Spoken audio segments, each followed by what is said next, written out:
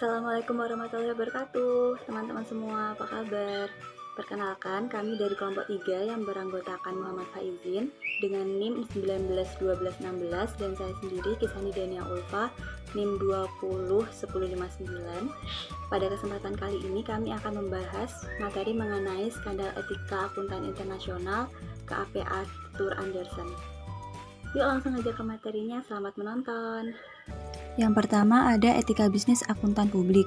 Dalam menjalankan profesinya, seorang akuntan di Indonesia diatur oleh suatu kode etik profesi dengan nama Kode Etik Ikatan Akuntan Indonesia yang merupakan tatanan etika dan prinsip moral yang memberikan pedoman bagi akuntan untuk berhubungan dengan klien, sesama anggota profesi, dan juga dengan masyarakat. Selain itu, kode etik akuntan juga merupakan alat atau sarana untuk klien, pemakai laporan keuangan, atau masyarakat pada umumnya tentang kualitas atau mutu jasa yang diberikan karena melalui serangkaian pertimbangan etika sebagaimana yang diatur dalam kode etik profesi. Contohnya seperti kasus Enron, tanpa etika di dalam bisnis, maka perdagangan tidak akan berfungsi dengan baik. Selanjutnya ada 5 aturan etika yang ditetapkan oleh IAI KAP. Yang pertama ada independensi, integritas, dan objektivitas. Independensi, dalam menjalankan tugasnya, anggota KAP harus selalu mempertahankan sikap mental independen di dalam memberikan jasa profesional sebagaimana diatur dalam standar profesional akuntan publik yang ditetapkan oleh IAI. Kemudian integritas dan objektivitas. Dalam menjalankan tugasnya, anggota KAP harus mempertahankan integritas dan objektivitas, harus bebas dari benturan kepentingan, dan tidak boleh membiarkan faktor salah saji material yang diketahui atau mengalihkan pertimbangan kepada pihak lain. Selanjutnya ada standar umum dan prinsip akuntansi. Standar umum, anggota KAP harus mematuhi standar yang dikeluarkan oleh Badan Pengatur Standar yang ditetapkan oleh IAI, yaitu kompetensi profesional, kecermatan dan keseksamaan profesional, perencanaan dan supervisi, data relevan yang memadai, kepatuhan terhadap standar.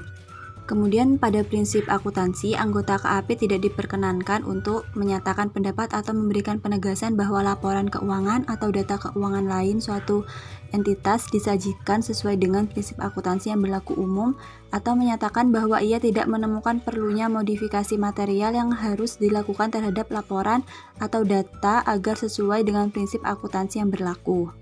Kemudian ada tanggung jawab klien. Tanggung jawab klien yaitu informasi klien yang rahasia. Anggota KAP tidak diperkenankan mengungkapkan informasi klien yang rahasia tanpa persetujuan dari klien tersebut. Kemudian ada tanggung jawab kepada rekan seprofesi.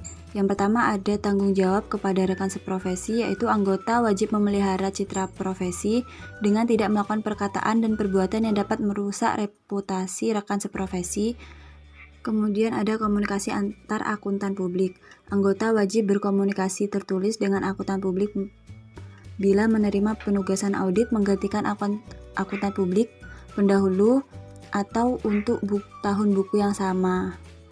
Dan yang terakhir ada tanggung jawab dan praktik lain.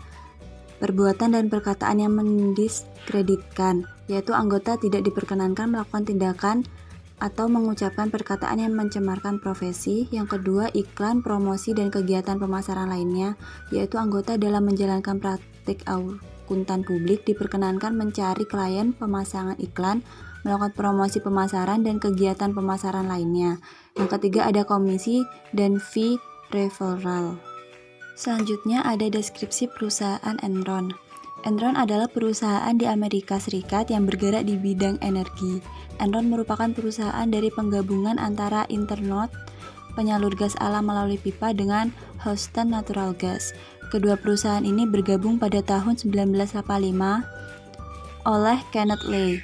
Enron memiliki cakupan bisnis yang luas, di antaranya adalah listrik, gas alam, pulp, kertas, komunikasi, dan lain sebagainya. Sebelum kebangkrutan pada akhir tahun 2001, Enron mempekerjakan sekitar 22.000 staf dan menjadi salah satu pemimpin dunia dalam industri listrik, gas alam, komunikasi, pulp, dan kertas. Selanjutnya ada skandal mengenai kasus Enron. Enron mengumumkan kebangkrutannya pada akhir tahun 2002. Kebangkrutan perusahaan tersebut menimbulkan kehebohan yang luar biasa. Bangkrutnya Enron dianggap bukan lagi semata-mata sebagai sebuah kegagalan bisnis, melainkan sebuah skandal yang multidimensional yang melibatkan politisi dan pemimpin terkemuka di Amerika Serikat. Dalam proses pengusutan sebab-sebab kebangkrutan itu, Enron dicurigai telah melakukan praktek window dressing atau dengan cara penundaan pencatatan piutang karena kasnya digunakan untuk kepentingan pribadi. Misalnya, ada piutang dari pihak A, pihak B, dan pihak C. Pelunasan dari pihak A ditunda pencatatannya sampai terjadi pelunasan dari pihak B. Baru kemudian piutang pihak A dicatat di rekening perusahaan, begitu seterusnya sampai terbongkar penipuan tersebut. Dan sampai diketahui bahwa auditor Enron yaitu Arthur Andersen, kantor Hudson, telah ikut membantu proses rekayasa keuangan tingkat tinggi tersebut. Kontroversi lainnya adalah mundurnya beberapa eksekutif terkemuka Enron dan dipecatnya sejumlah partner Andersen. Terbongkarnya juga kisah pemusnahan ribuan surat elektronik dan dokumen lainnya yang berhubungan dengan audit Enron oleh petinggi di firma audit Arthur Andersen. Dan kini Arthur Andersen sedang berjuang keras menghadapi serangan bertubi-tubi, bahkan berbagai tuntutan di pengadilan.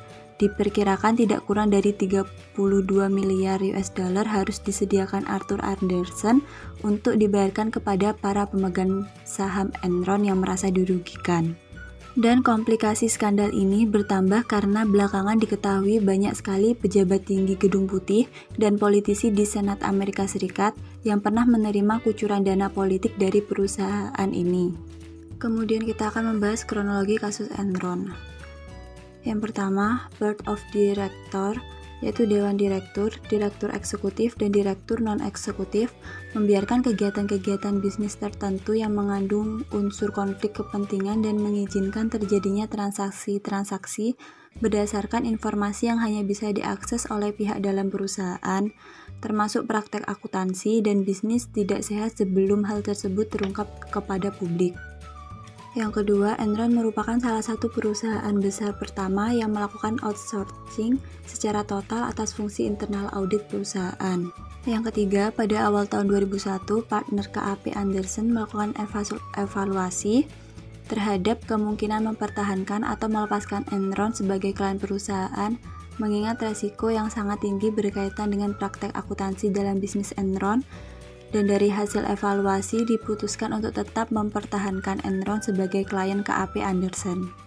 Yang keempat, salah seorang eksekutif Enron dilaporkan telah mempertanyakan praktek akunting perusahaan yang dinilai tidak sehat dan mengungkapkan kekhawatiran berkaitan dengan hal tersebut kepada CEO dan partner KAP Andersen pada pertengahan 2001. CEO Enron menugaskan penasihat hukum perusahaan untuk melakukan investigasi atas kekhawatiran tersebut, tetapi tidak memperkenankan penasihat hukum untuk mempertanyakan pertimbangan yang melatar belakangi akuntansi yang dipersoalkan. Hasil investigasi oleh penasihat hukum tersebut menyimpulkan bahwa tidak ada hal-hal yang serius yang perlu diperhatikan. Yang kelima, pada tanggal 16 Oktober 2001, Enron menerbitkan laporan keuangan triwulan ketiga. Dalam laporan itu disebutkan bahwa laba bersih Enron telah meningkat menjadi 393 juta US dollar, naik 100 juta US dollar dibandingkan periode sebelumnya. CEO Enron, Kenneth Lay, menyebutkan bahwa Enron secara berkesinambungan memberikan prospek yang sangat baik. Kemudian yang keenam, pada tanggal 2 Desember 2001, Enron mendaftarkan kebangkrutan perusahaan ke pengadilan dan memecat 5.000 pegawai. Pada saat itu terungkap bahwa terdapat hutang perusahaan yang tidak dilaporkan senilai lebih dari 1 miliar dolar. Dengan pengungkapan ini, nilai investasi dan laba yang ditahan berkurang dalam jumlah yang sama. Di sini saya akan melanjutkan penjelasan terkait kronologi kasus Enron yang tadi sudah dijelaskan oleh teman saya Kisani, dan saya sendiri Faizin akan menjelaskan kronologi mulai dari nomor 7 sampai nomor 19, karena tadi sudah dijelaskan oleh Kisani kronologi kasus Enron 1 sampai 6. Lah di kasus kronologi ketujuh ini, Enron dan KAP Andersen dituduh telah melakukan kriminal dalam bentuk penghancuran dokumen yang berkaitan dengan investasi atas keberanggotaan Enron. Yang kedelapan, dana pensiun Enron sebagai besar diinvestasikan dalam bentuk saham Enron. Sementara itu, harga saham Enron terus menurun sampai hampir tidak ada nilainya. Di kesembilan, KAP Andersen diberhentikan sebagai auditor Enron pada pertengahan Juni 2002. Sementara KAP Andersen menyatakan bahwa penugasan audit oleh Enron telah berakhir pada saat Enron mengajukan proses kebangkrutan pada 2 Desember 2001. Selanjutnya di 10 itu kronologinya, CEO Enron Kenneth Lai mengundurkan diri pada tanggal 2 Januari 2002, akan tetapi masih dipertahankan posisinya di Dewan Direktur Perusahaan. Pada tanggal 4 Februari, Mr. Lai mengundurkan diri dari Dewan Direktur Perusahaan. Selanjutnya di kronologi ke-11, tanggal 28 Februari 2002, KAP Andersen menawarkan ganti rugi 750 juta US dollar untuk menyelesaikan berbagai gugatan hukum yang diajukan kepada KAP Andersen. Selanjutnya di kronologi ke-12, pemerintah Amerika melarang Enron dan KAP Andersen untuk melakukan kontrak dengan lembaga pemerintah di Amerika Serikat. Selanjutnya di kronologi 13, tanggal 14 Maret 2002, Departemen Kehakiman menyatakan KAP Andersen bersalah atas tuduhan melakukan penghambatan dalam proses pengadilan karena telah menghancurkan dokumen-dokumen yang sedang diselidiki.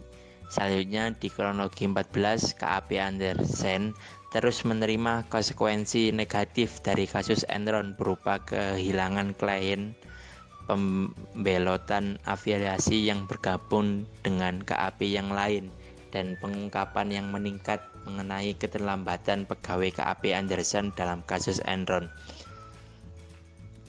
Di kronologi ke-15, tanggal 22 Maret 2002, mantan Ketua Federal Reserve Paul Volcker yang direkrut untuk melakukan revisi terhadap praktek audit dan meningkatkan kembali citra KAP Andersen mengusulkan agar manajemen KAP Andersen yang ada diberhentikan dalam membentuk suatu komite yang diketuai oleh Paul sendiri untuk menyusun manajemen baru. Kronologi 16, tanggal 26 Maret 2002, CEO Andersen Joseph Berandino mengundurkan diri dari jabatannya.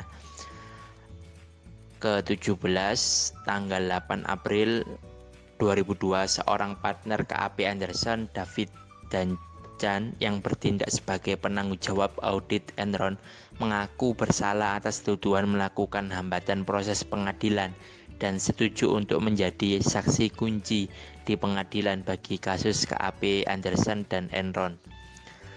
Ke-18, tanggal 9 April 2002, Jeffrey MC Mahon mengumumkan pengunduran diri sebagai Presiden dan Chief Operating Officer Enron yang berlaku efektif 1 Juni 2002.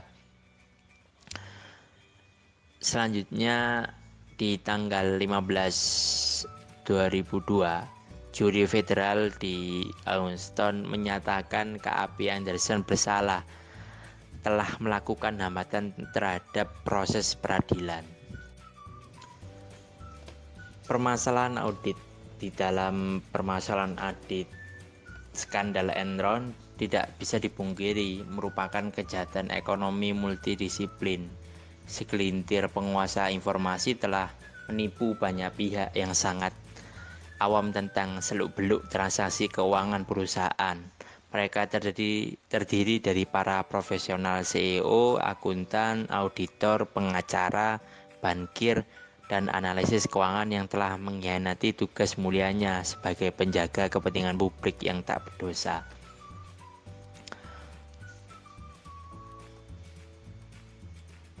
Dalam hal ini, Arthur Andersen LPP, salah satu firma akuntansi di Amerika Serikat, telah melakukan pelanggaran etika dalam melaksanakan pengauditan. Hal ini dapat dibuktikan dalam hal-hal berikut. 1. Adanya praktek discrimination of information atau unfair discrimination, terlihat dari tindakan dan perilaku yang tidak sehat dari manajemen yang berperan besar pada kebangkrutan perusahaan. Terjadinya pelanggaran terhadap norma etika corporate governance dan corporate responsibility oleh manajemen perusahaan, dan perilaku manajemen perusahaan merupakan pelanggaran besar-besaran terhadap kepercayaan yang diberikan kepada perusahaan. Yang kedua, adanya penyesatan informasi. Dalam kasus Enron misalnya, pihak manajemen Enron maupun Arthur Andersen mengetahui tentang praktek akuntansi dan bisnis yang tidak sehat, tetapi demi mempertahankan kepercayaan dari investor dan publik kedua belah pihak, merekayasa laporan keuangan mulai dari tahun 1985 sampai Enron menjadi hancur berantakan. Bahkan CEO Enron saat menjelang kebangkrutan masih tetap melakukan deception dengan menyebut bahwa Enron secara berkesinambungan memberikan prospek yang sangat baik. Andersen tidak mau mengungkapkan apa sebenarnya terjadi di Enron. Bahkan awal tahun 2001, berdasarkan hasil evaluasi, Enron tetap dipertahankan. Yang ketiga, permasalahan auditnya adalah Arthur Andersen merupakan kantor akuntan publik tidak hanya melakukan manipulasi laporan keuangan, Andersen juga telah melakukan tindakan yang tidak etis. Dalam kasus Enron adalah dengan menghancurkan dokumen-dokumen penting yang berkaitan dengan kasus Enron. Arthur Andersen memusnahkan dokumen pada periode sejak kasus Enron mulai mencuat ke permukaan sampai dengan munculnya panggilan pengadilan. Walaupun penghancurannya dokumen tersebut sesuai kebijakan internal Andersen, tetapi kasus ini dianggap melanggar hukum dan menyebabkan kredibilitas Arthur Andersen hancur. Disinilah Andersen telah ingkar dari sikap profesionalisme sebagai akuntan independen dengan melakukan tindakan penerbitan laporan audit yang salah dan menyesatkan. Dampak kasus terkait auditnya ada 7.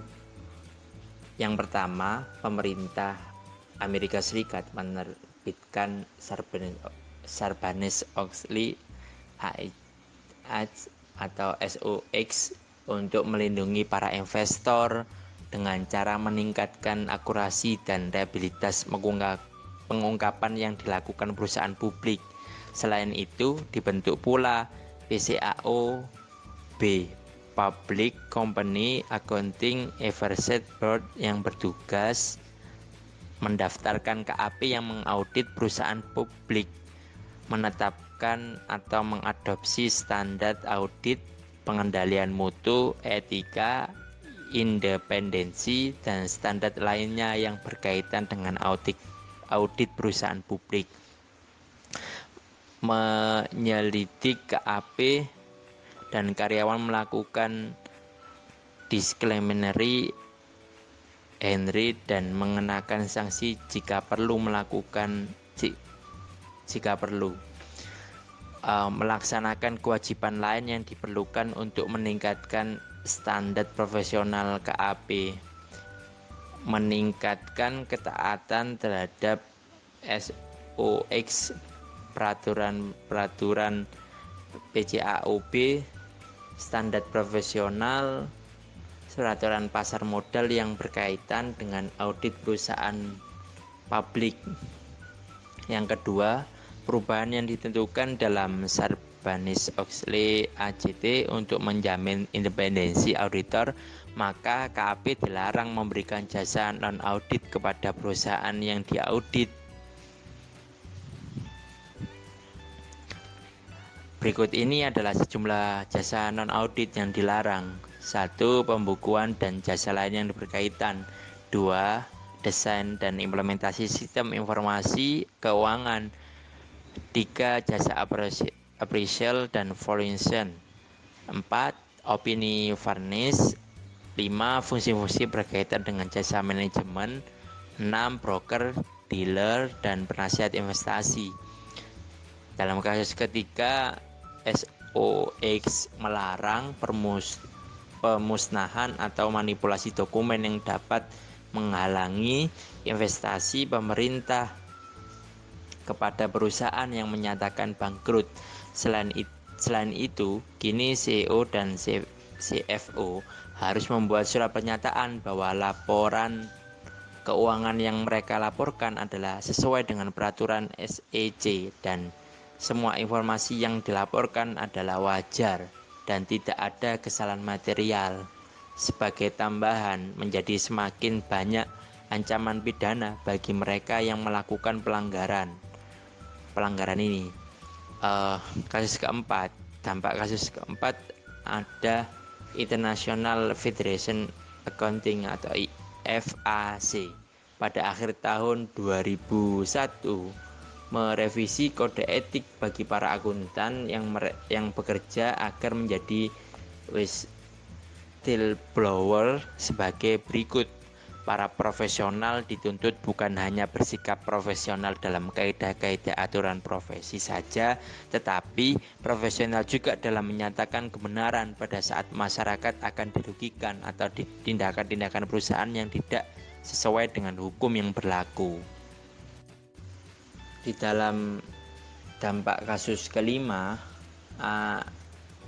IECPA dan The Big Five KAP di Amerika mendukung inisiatif reform yang melanggar KAP untuk menawarkan jasa internal audit dan jasa konsultasi lainnya kepada perusahaan yang menjadi klien audit KAP yang bersangkutan. Di dampak kasus keenam, John Whitehurst dan Ira Milstein, ketua bersama Blue Ribbon Committee SEC, mengeluarkan rekomendasi tentang perlunya Kongres menyusun undang-undang yang mengharuskan perusahaan go public melaksanakan dan melaporkan ketaatannya terhadap pedoman corporate governance. Di dampak kasus ke-7, Securities Exchange Commission atau SEC dan New York Stock Exchange atau NYSE menyerukan bahwa auditor internal harus lebih mempertajam peran dalam memeriksa ketaatan, mengelola risiko, dan mengembangkan operasi bisnis. Dan setiap perusahaan diwajibkan untuk memiliki fungsi audit intern. Sekian presentasi dari kelompok kami, kelompok 3. Atas perhatiannya kami ucapkan terima kasih dan kami memohon maaf apabila ada kekurangan. Allahul muwaffiq ila aqwamit thoriq. Wassalamualaikum warahmatullahi wabarakatuh.